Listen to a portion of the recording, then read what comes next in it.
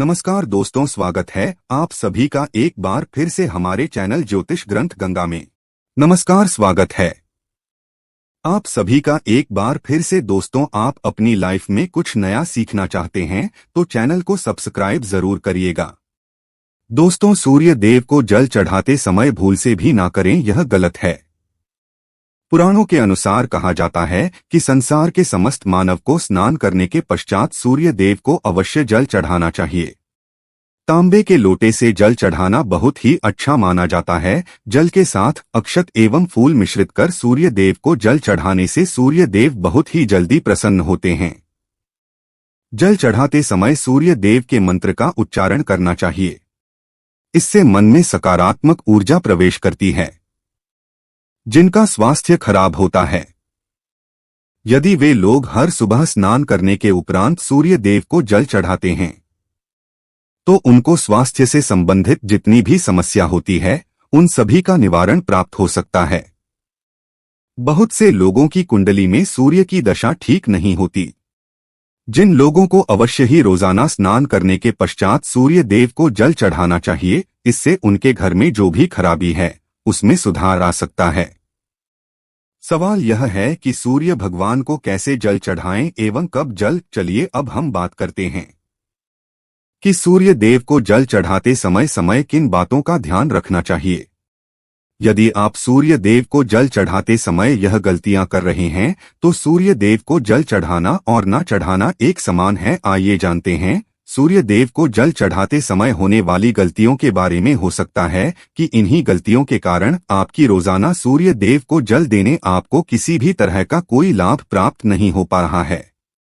लेकिन दोस्तों, उससे पहले आपसे रिक्वेस्ट करते हैं कि वीडियो को लाइक जरूर करिएगा, दोस्तों को शेयर कर दीजिएगा और आपने अभी तक चैनल को सब्सक्राइब नहीं किया है तो चैनल को सब्सक्राइब करके बेल आइकन दबाइएगा। सबसे पहली बात, पूर्व की ओर मुख रखें।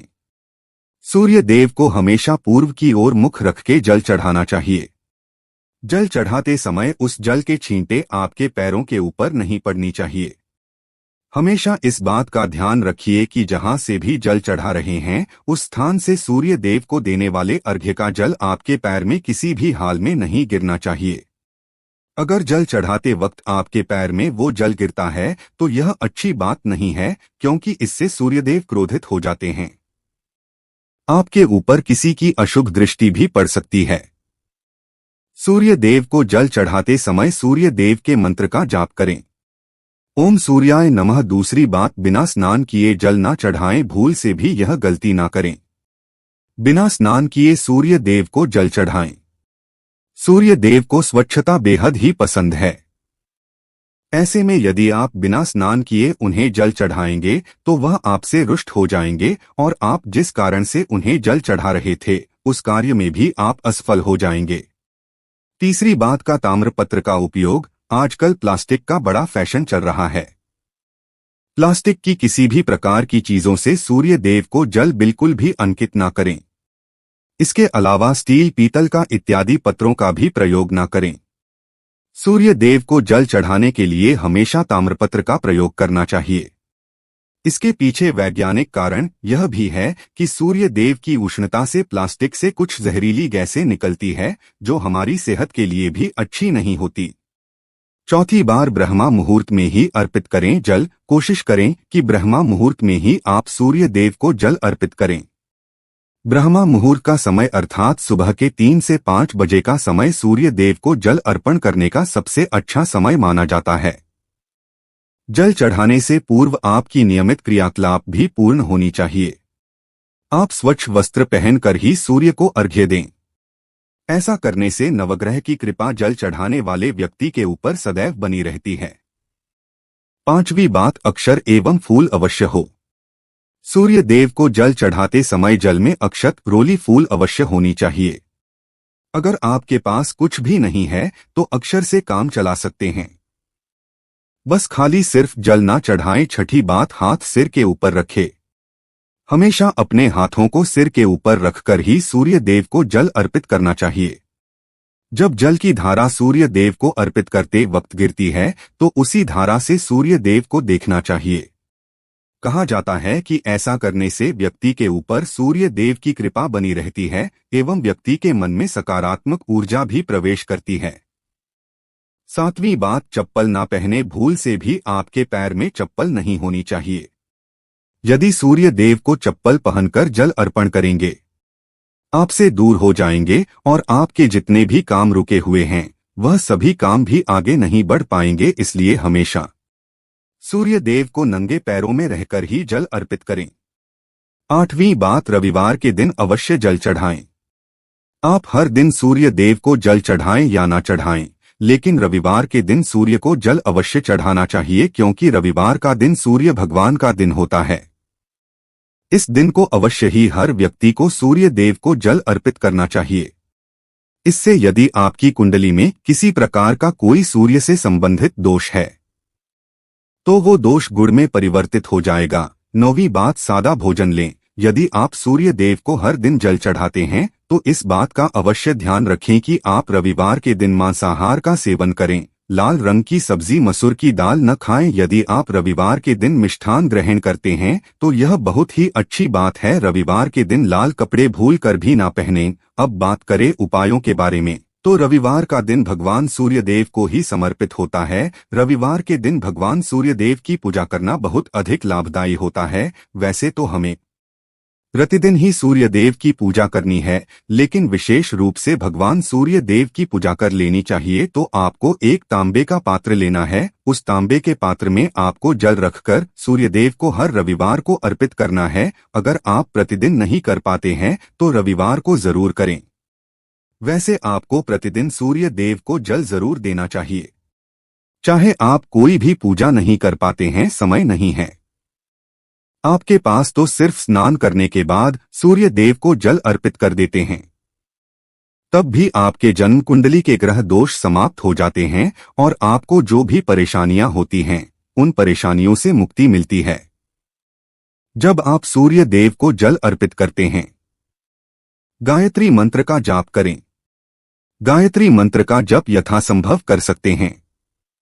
अगर आपके पास समय है तो 108 बार कर लीजिए, नहीं तो जितनी देर आप जल दे रहे हैं वहां पर खड़े होकर सूर्य देव के सामने 5 मिनट तक कर लीजिए। इससे आपको बहुत लाभ होता है।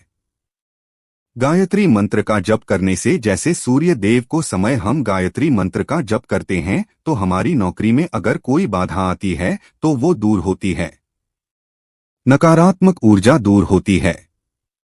रविवार के दिन सुबह जब आप सूर्य देव को अर्घ्य देते हैं तो उसमें थोड़ा सा गुड़ मिला लीजिए। इससे क्या होगा, इससे आपकी सभी कामनाएं पूर्ण होंगी। अगर आप भगवान सूर्य देव को जल अर्पित करते हैं, उसमें थोड़ा सा गुड़ मिलाकर अर्पित करते हैं, आपकी सभी कामनाएं पूर्ण हो जाती है। भाग्य का साथ बहुत लोगों को नहीं मिलता है। बहुत से लोग कंप्लेंट करते हैं कि हमारा भाग्य हमारा साथ नहीं देता है। ऐसे में भाग्य का कारक माना गया है, प्रबल कारक माना गया है सूर्य देव को। तो जब आप सूर्य देव को सुबह जल देते हैं तो जल देते समय आपको गायत्री मंत्र का जप करना है और उसके अलावा आपको भाग्य का साथ चाहिए तो रविवार के दिन गुड़ और चावल का दान करना अच्छा माना जाता है। गेहूं का दान भी आप कर सकते हैं। गेहूं और गुड़ का दान करने बहुत श्रेष्ठ माना जाता है और इसको करने से आपकी सभी काम करने लग जाते हैं।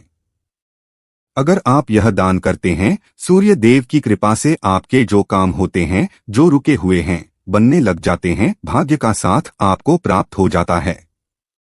अगर आपके आत्मविश्वास में कमी आ गई है, पराक्रम में कमी आ गई है और आत्मविश्वास आपका कमजोर होता जा रहा है, ऐसे में आपको चाहिए कि रविवार के दिन अपने माथे पर लाल चंदन का तिलक लगाएं।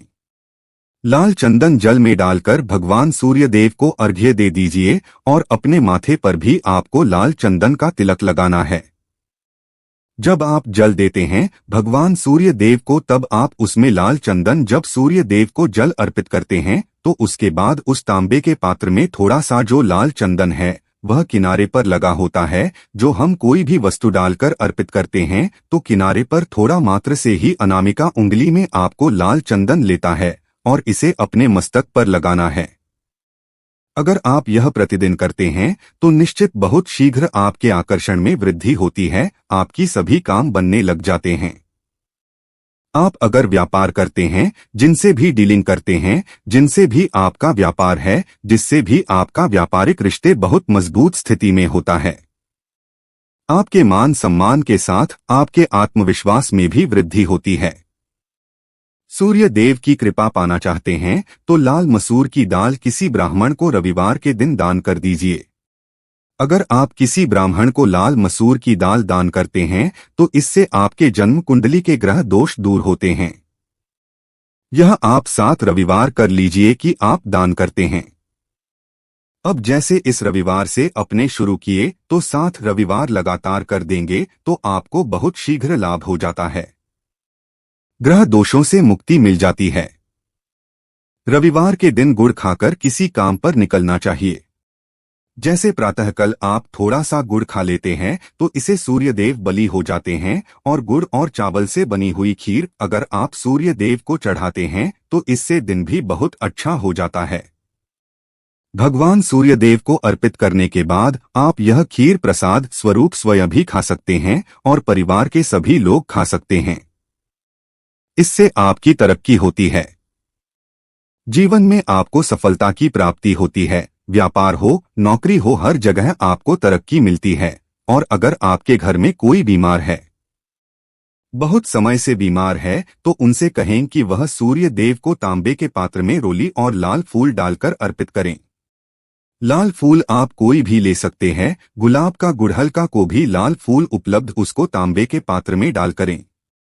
थोड़ी सी रोली या लाल चंदन डाल सकते हैं। ऐसा करने से सूर्यग्रह बलि हो जाता है तो आत्मविश्वास भी बढ़ता है।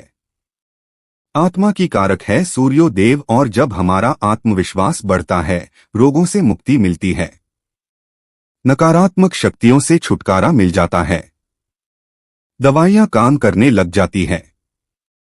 रविवार के दिन आदित्य हृदय स्तोत्र का पाठ जरूर करना चाहिए। अगर आप चाहते हैं आपको सूर्य ग्रहण का पूर्ण लाभ प्राप्त हो, चाहे आपकी जन्म कुंडली मजबूत स्थिति में भी हो, तब भी रविवार को आपको आदित्य हृदय स्तोत्र का पाठ जरूर करना चाहिए।